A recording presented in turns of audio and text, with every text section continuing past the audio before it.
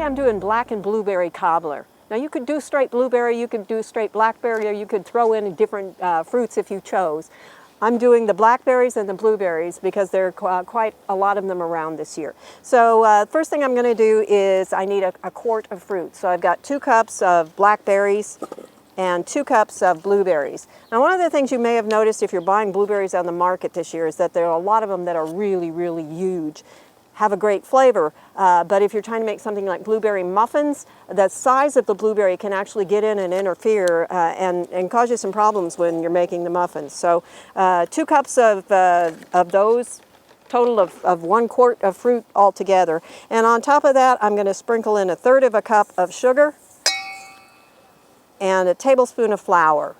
Now if you're clever and talented, you can actually do this in the pan that you're going to use.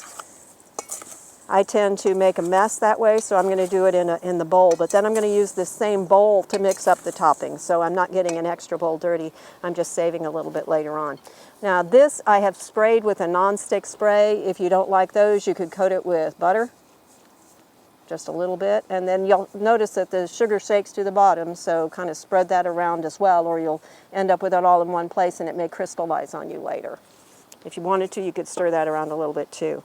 Now for the topping, because this is a cobbler, so it doesn't have the bottom crust, it just has the top, and it's going to be more biscuit-like. So I'm going to use 1½ cups of flour, it's just all-purpose flour, another 1/4 of a cup of sugar, 2 teaspoons of baking powder, and 1/4 of a teaspoon of kosher salt. Now we don't want this mixed together a lot. Actually, I'm going to use a whisk. At this point, we want everything blended well together, but when we blend in or pour in the milk, then just like with all biscuits, we want to limit the amount of gluten that gets formed. We want these to be really tender, and so we're going to limit the amount of stirring that we do. Just basically going to stir it until it gets a nice dough forms, but we're not going to knead it. This is more like a drop biscuit. Some of the ingredients in here are also going to help protect it. The amount of sugar that we have will help protect you from getting too much gluten formed. So you've got a couple of things that are going your way. So if you would overstir it just a little bit, you're still probably going to be all right. This is just going to go on in big dollops, around and across.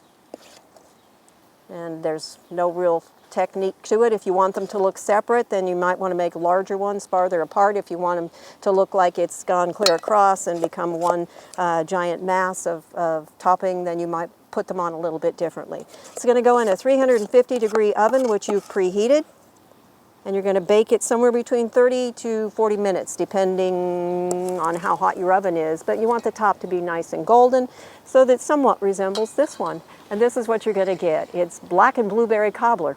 For Oklahoma Gardening, I'm Barbara Brown.